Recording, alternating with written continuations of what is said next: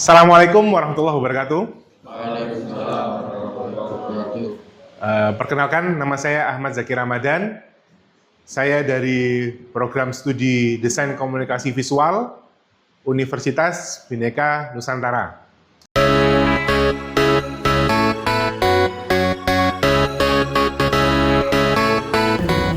Perkenalkan, nama saya Ahmad Zaki Ramadan, dosen tetap Program Studi Desain Komunikasi Visual Fakultas Ekonomi Kreatif Universitas Bhinneka Nusantara.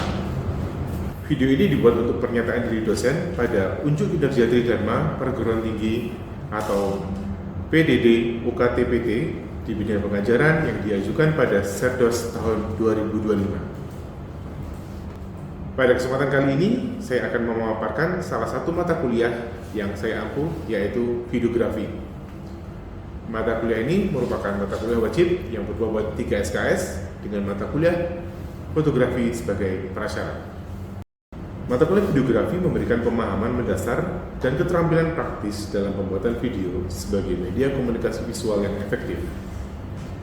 Mahasiswa akan mempelajari konsep dasar videografi, penggunaan peralatan, teknik pengambilan gambar, hingga tahap pasca produksi.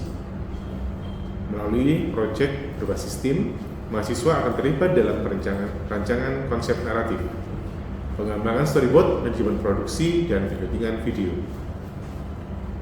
yang bertujuan untuk menghasilkan karya komunikasi visual yang profesional dan sesuai standar industri. Setiap tahapan dilengkapi dengan penekanan dan keterampilan teknis dan estetika, serta kemampuan komunikasi visual yang kritis dan kreatif. Baik, ini adalah capaian pembelajaran videografi. Yang pertama, kita mampu mengaplikasikan teknik public speaking dengan storytelling untuk menyampaikan ide dan konsep desain secara efektif dalam berbagai situasi komunikasi verbal. Yang kedua, mahasiswa mampu memahami konsep pembuatan naskah dalam karya komunikasi visual. Yang ketiga, mahasiswa mampu menganalisis proses komunikasi dan tata bahasa dalam karya desain maupun presentasi karya komunikasi visual. Yang keempat, mahasiswa mampu menerapkan prinsip-prinsip manajemen proyek dalam perencanaan, produksi, penyebaran karya komunikasi visual menggunakan perangkat dan teknologi yang relevan. Yang kelima, mahasiswa mampu memahami dan mengaplikasikan produksi karya komunikasi visual yang efektif menggunakan perangkat dan teknologi yang relevan. Yang keenam, mahasiswa mampu menguasai prinsip dasar dan teknik fotografi serta menerapkannya dalam menyusun strategi komunikasi visual yang efektif untuk pemecahan masalah desain.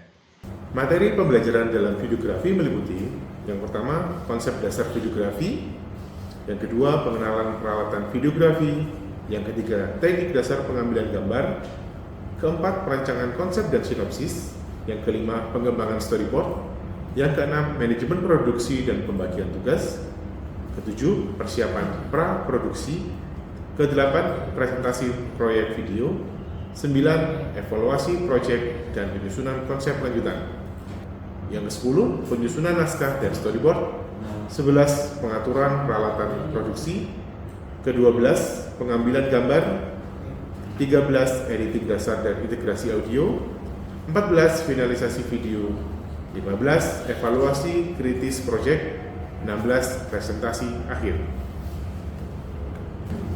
Baik, untuk referensi dalam mata kuliah videografi ini, saya menggunakan Brown Blaine tahun 2021 dengan judul Cinematography, Theory and Practice, Image Making for Cinematographer and Director. Buku ini fokus pada teknik pencahayaan, framing, komposisi gambar, serta workflow produksi film dan video. Selanjutnya ada Rabiger, Michael, and Harbis, Career Mic, tahun 2020. Directing, Film Teknik, and Estetik. Menjelaskan peran sutradara dalam perencanaan, pengarahan visual, serta kolaborasi dalam produksi film. Selanjutnya ada Zelt Helber, tahun 2017, Video Basic. Cocok untuk mahasiswa desain, membahas teknik dasar kamera, editing, pencahayaan, dan produksi video. Selanjutnya ada Millerson, Gerald, and Owens, Jim, tahun 2019. Television Production, panduan teknis produksi video dan televisi, kamera, suara, editing, skenario, dan aspek penyutradaraan. Satu lagi, Bowen Christopher, tahun 2016, Grammar of the Edit, buku teknis untuk memahami prinsip dasar penyuntingan visual, transisi, ritme, dan kontinuitas. Untuk mata kuliah ini, metode yang digunakan adalah diskusi, tanya jawab, dan demonstrasi. Sedangkan modelnya menggunakan pendekatan project based learning. Untuk bobot penilaian dalam mata kuliah ini meliputi penilaian tugas mingguan sebanyak 20%, penilaian formatif untuk memantau dan meningkatkan proses pembelajaran sebanyak 30%, penilaian sumatif untuk mengukur pencapaian akhir seluruh CPMK sebesar 50%. Berikut cuplikan video pembelajaran saya. Selamat menyaksikan. Wassalamualaikum warahmatullahi wabarakatuh. Di sini saya akan menjelaskan mengenai apa saja proses yang dilakukan saat produksi videografi. Yang pertama mengenai jenis-jenis shot. Jenis shot dalam videografi adalah salah satu elemen dasar yang harus dipahami oleh setiap videografer. Mari kita lihat beberapa jenis shot yang paling umum digunakan. Yang pertama adalah extreme wide shot. Extreme wide shot digunakan untuk menampilkan lingkungan sekitar subjek secara luas. Teknik ini sangat efektif untuk memberikan konteks atau menggambarkan suasana. Yang kedua adalah wide shot. Wide shot menampilkan seluruh tubuh subjek dari kepala hingga kaki bersama sebagian besar latar belakang, menempatkan subjek dalam lingkungannya. Yang ketiga adalah medium shot. Medium shot menekankan interaksi antara subjek dan lingkungannya. Biasanya digunakan untuk dialog ataupun adegan yang lebih dekat. Lalu ada close up.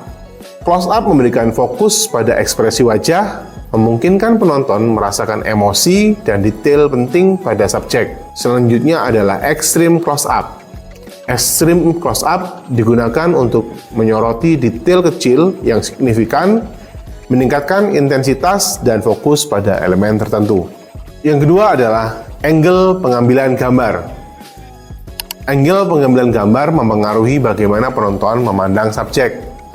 Pemilihan angle yang tepat akan bisa memperkuat pesan yang ingin disampaikan. Yang pertama adalah eye level. Eye level memberikan pandangan natural dan netral sejajar dengan mata subjek. Dengan sudut ini, kita seolah mengikuti perjalanan karakter dengan suasana yang lebih dekat. Jenis angle ini banyak dipakai di film-film drama, sebuah genre yang memang mengajak penonton masuk mengikuti drama seolah dekat dengan aktor. Yang kedua adalah high angle. Angle kamera ini menangkap subjek dari sudut yang lebih tinggi. Dengan alat bantu tripod, tangga, ataupun crane, kamera diletakkan lebih tinggi dari subjek. Selain itu, high angle biasanya dipakai untuk menunjukkan high power dari semesta di dalam film yang tidak terlihat. Yang ketiga adalah low angle. Low angle memberikan kesan kekuatan atau superioritas pada subjek. Sering digunakan untuk menonjolkan dominasi. Kebalikan dari high angle, jenis sudut ini mengambil posisi kamera objek dari bawah. Kamera diletakkan di bawah subjek dan kamera ditilt mengarah ke subjek. Selanjutnya adalah bird eye view. Bird eye view memberikan gambaran luas dan menempatkan subjek dalam konteks yang lebih besar. Angle ini biasanya dipakai untuk memperkenalkan suatu lokasi baru di mana sebuah adegan terjadi. Selanjutnya adalah Dutch angle. Dutch angle menciptakan kesan ketegangan ataupun ketidaknyamanan, sering digunakan dalam adegan film bergenre thriller. Segmen 3, komposisi dalam pengambilan gambar. Komposisi adalah kunci dalam mengarahkan perhatian penonton ke elemen penting dalam sebuah adegan. Mari kita lihat beberapa teknik komposisi yang sering digunakan. Yang pertama adalah rule of third.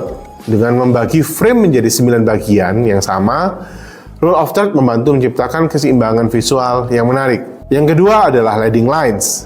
Leading lines menggunakan garis alami untuk menarik perhatian penonton ke titik fokus gambar. Yang ketiga adalah simetri dan balance. Keseimbangan simetri atau asimetris menciptakan harmoni dan ketertarikan visual. Yang keempat adalah deep, menggunakan elemen foreground, middle ground, dan background, menambah kedalaman dalam dimensi pada gambar. Yang kelima adalah framing. Framing menggunakan objek di sekitar subjek untuk menekankan subjek dan menciptakan fokus visual. Segmen 4, pergerakan kamera. Pergerakan kamera membawa dinamika dan energi ke dalam adegan, membantu narasi dan menjaga perhatian penonton. Yang pertama adalah pan. Pan digunakan untuk mengikuti aksi atau mengungkapkan pemandangan secara perlahan. Yang kedua adalah tilt. Tilt mengungkapkan detail tinggi atau rendah dalam adegan untuk menambah dimensi. Ketiga adalah dolly. Dolly shot menggerakkan kamera secara fisik untuk mendekatkan atau menjauhkan penonton dari subjek. Yang keempat adalah tracking shoot. Tracking shoot digunakan untuk mengikuti subjek yang bergerak secara horizontal, menjaga fokus pada aksi. Yang kelima adalah crane shoot. Crane shoot memberikan pemandangan yang dramatis atau memperlihatkan area yang luas dengan sudut pandang yang unik. Yang keenam adalah zoom. Zoom memperbesar atau memperkecil tampilan subjek tanpa menggerakkan kamera secara fisik. Yang ketujuh adalah handheld shoot. Handheld shoot menciptakan kesan spontanitas atau realisme. Sering digunakan dalam adegan yang intens atau dokumenter. Selain teknis dasar pengambilan gambar dan alat bantu pergerakan kamera, ada beberapa aspek teknis yang perlu diperhatikan untuk memastikan hasil video secara optimal. Yang pertama adalah depth of field. Depth of field yaitu mengontrol area yang berada dalam fokus, membantu penonton memusatkan perhatian pada elemen utama. Yang kedua adalah exposure. Pengaturan exposure yang tepat sangat penting untuk memastikan gambar tidak terlalu terang atau terlalu gelap. Yang ketiga adalah white balance. White balance memastikan warna tampak natural, menyesuaikan kamera dengan kondisi pencahayaan yang berbeda. Yang keempat adalah frame rate. Frame rate yaitu di mana teknis untuk mengontrol kelancaran gerakan dalam video. Dengan frame rate yang lebih tinggi digunakan untuk slow motion, dan frame rate yang lebih rendah digunakan untuk adegan yang dramatis. Yang kelima adalah aspek ratio. Aspek ratio mempengaruhi tampilan visual dan format distribusi video, seperti 16:9 untuk widescreen dan 4:3 untuk televisi yang standar. Semua proses produksi ini akan dilakukan dengan bantuan alat utama dan tambahan seperti tripod, gimbal, drone, dan peralatan perekam audio yang sudah saya jelaskan di materi sebelumnya. Kesimpulannya, proses produksi adalah tahap realisasi dari semua persiapan yang sebelumnya telah dipersiapkan dalam proses pra-produksi. Kemampuan-kemampuan dasar videografer sangat penting untuk menghasilkan videografi yang baik. Sampai nanti akhirnya kalau di capaian pembelajaran ini bagaimana kita mendistribusikan karya kita. Entah itu nanti di-upload di YouTube, entah itu kita screening film, entah itu kita upload di sosial media atau kita sebarkan bagaimana caranya. Videografi merupakan bidang seni visual yang sangat penting dalam menyampaikan pesan, menceritakan kisah, menjelaskan konsep melalui medium audio visual.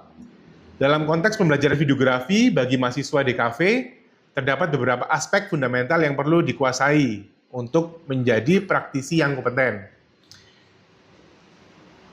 Yang pertama adalah mahasiswa perlu mengembangkan keterampilan teknis. Ya, jadi cara pengambilan gambar, pengaturan cahaya, penggunaan komposisi, teknik editing. Keterampilan-keterampilan ini membentuk fondasi yang esensial dalam menciptakan karya videografi yang berkualitas tinggi dan sesuai dengan standar industri. Yang kedua, selain aspek teknis, mahasiswa juga diharapkan memiliki kemampuan konseptual kreatif dalam merancang visual yang mampu bercerita. Jadi, setelah teknis dikuasai, selanjutnya konsepnya seperti apa. Ini mencakup pemahaman mendalam terhadap konsep atau pesan yang ingin disampaikan melalui video, serta kemampuan untuk memilih gaya visual dan naratif yang tepat. Dengan mengasah keterampilan konsep ini, mahasiswa akan dapat menghasilkan karya video yang tidak hanya menarik secara visual, tapi juga mampu menyampaikan narasi yang kuat dan memikat audiens.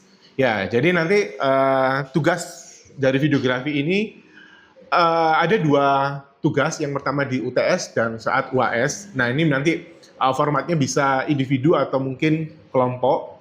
Nah, bentuknya ini bisa macam-macam. Karena sekarang bentuk video sekarang sudah beragam ya. Kalau sebelumnya biasanya teman-teman menentukan, kita bikin iklan dulu di tugas pertama di UTS. Nah, semuanya bikin iklan. Iklannya bisa iklan komersil, bisa iklan layanan masyarakat, seperti itu. Nah, biasanya di pertemuan terakhir di UAS, tugasnya adalah membuat film pendek, seperti itu. Ya, oke, sampai sini ada pertanyaan? Saya Pak, Ya. mau tanya Pak, aspek yang paling berpengaruh itu dalam pengambilan videografi yang berkualitas itu apa device apa tekniknya Pak? Oke, Itu aja. baik. Mas siapa? Ali. Ali. Dua-duanya penting. Ya, aspek apa yang sangat berpengaruh untuk menghasilkan gambar yang bagus? Ya, pada pertimbangannya dua-duanya penting. Aspek manusia dan aspek alat. Manusia harus dibekali oleh ilmu dan kemampuan. Ya, kemampuannya tidak hanya berpikir, kemampuan videografi adalah juga fisik. Kok fisik Pak? Iya. Cerita nih, kalau misalnya pegang kamera nih, si kameramen belum sarapan, akhirnya apa yang terjadi? Goncang. Walaupun sekarang sudah ada teknologi IS, Image Stabilizer. Ya, tapi ini akan sangat berpengaruh. Ya, manusianya harus mampu secara fisik dan kemampuan secara pengetahuannya. Komposisi yang dihasilkan seperti apa, angle yang diambil seperti apa, oh ini harus A level, oh ini harus high angle, oh ini harus low angle, itu kemampuan dari manusianya. Ya, pengetahuan juga fisiknya. Makanya disarankan kalau teman-teman mau nggak videografi, sarapan dulu.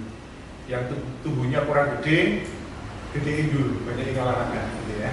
Karena kameranya ternyata berat, gitu ya. Kalau perkembangan sekarang kamera memang semakin semakin ringan. Tapi kalau teman-teman videografi, teman-teman lihat videografer yang ya lihat lah misalnya Liga Inggris yang ada di jalan yang di lapangan yang dia pakai stabilizer segitu besarnya berapa kilo? Nah, itu. Alat akan sangat berpengaruh ya di kualitasnya. Kualitas secara teknisnya, ya resolusi, kemampuan kamera berbeda-beda. Saya pakai ini dengan kamera yang dipakai teman-teman, resolusinya berbeda kemampuannya, kejernihannya akan berbeda, kemampuan menangkap cahayanya akan berbeda. Ketika sudah diterapkan ISO 1000 atau 1600-nya Sony A7 sama 1600-nya Canon yang saya miliki akan berbeda kualitasnya. Ya. Nah, apalagi ada namanya alat tambahan. Ya, kenapa sih kok teman-teman videografer itu sekarang pakai gimbal, pakai stabilizer? Kenapa kok bikin film itu harus ada relnya, orang duduk di atasnya terus didorong? Ya, pasti ada tujuan untuk menghasilkan gambar yang maksimal. Kenapa sih kok orang layar lebar kameranya gede-gede Pak? Kok nggak pakai kamera Sony aja? Kok nggak pakai iPhone aja? Ada gambar yang dicari, ada kualitas yang ingin dicari. Begitu, Mas Ali? Selanjutnya adalah materi kedua adalah pengenalan kamera. Mengenal kamera untuk videografi. Dalam videografi, pemilihan kamera yang tepat sangat menentukan kualitas akhir video yang akan dibuat. Secara umum, ada beberapa jenis kamera yang sering digunakan dalam videografi. Yang pertama adalah kamera DSLR.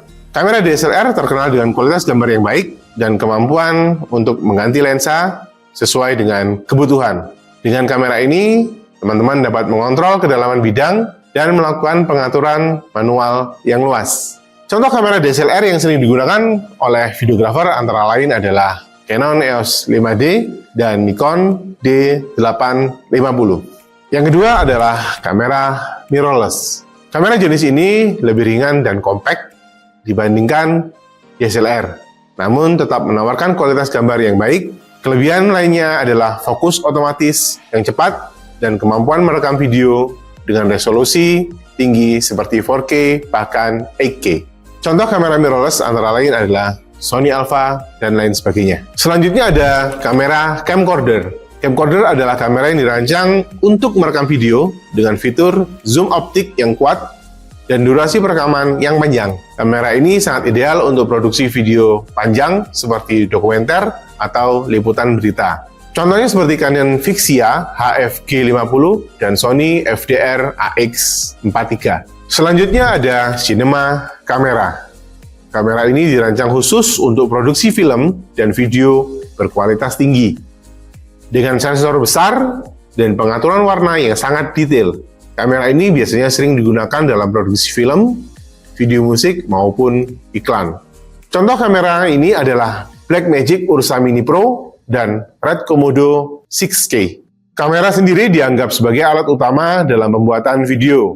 Memahami beberapa pengaturan pada kamera itu penting, seperti resolusi, frame per second, dan white balance. Jika kalian memahami semua itu, kalian akan terbantu untuk bisa menghasilkan video dengan kualitas yang baik. Baik, teman-teman, demikian pertemuan hari ini. Saya akan memberikan tugas kepada teman-teman. Tugasnya adalah teman-teman memproduksi gambar ya menggunakan kamera, entah itu kamera DSLR, mirrorless atau HP, dengan menggunakan 5 jenis gerakan. Ya, yang pertama panning, ya, yang kedua tilting, yang ketiga tracking, yang keempat crane, yang kelima adalah bebas. Ya, jadi teman-teman boleh eksplorasi gerakan. Jadi itu saya ulangi lagi, ada panning, ada tilting, ada grabbing, ada crane, yang satu lagi bebas. Baik, teman-teman bisa shoot temannya sendiri-sendiri atau temannya dalam satu kelas ini dengan 5 teknik ini. Saya harap setelah ini bisa dikumpulkan berupa file, lalu kita akan bahas secara bersama-sama. Baik teman-teman, untuk kriteria penilaian tugas ini adalah yang pertama kecepatannya. Jadi teman-teman tepat mengambil panning seperti apa, tilting seperti apa, grabbing seperti apa, tepat. Lalu pemilihan objek seperti apa. Lalu yang penting lagi adalah teknisnya, jadi kemampuan teman-teman mengambil gambar. Jadi gambar itu akan shaking atau lebih stabil, itu akan jadi penilaian. Baik, seperti itu. Setelah itu, setelah ini kita coba praktek. Dari kanan ke kiri.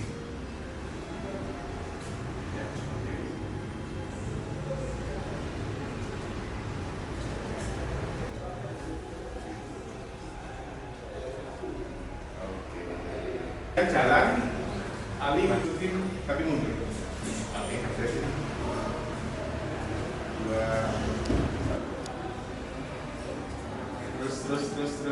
Terus. Oke. Sekali lagi.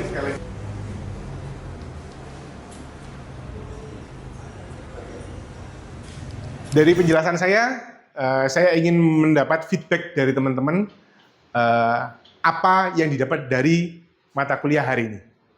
Silakan mungkin Mas Ian. Yang saya dapat dari mata kuliah videografi hari ini itu cara pergerakan kamera dan macam-macam lensa, terus juga sedikit teknik dalam videografi. Oke teman-teman, sebelum kita akhiri pertemuan kali ini, jangan lupa untuk mengisi presensi. Demikian mata kuliah videografi kali ini. Harapannya teman-teman bisa semakin mahir dalam mengoperasikan kamera dan bisa menghasilkan karya yang maksimal.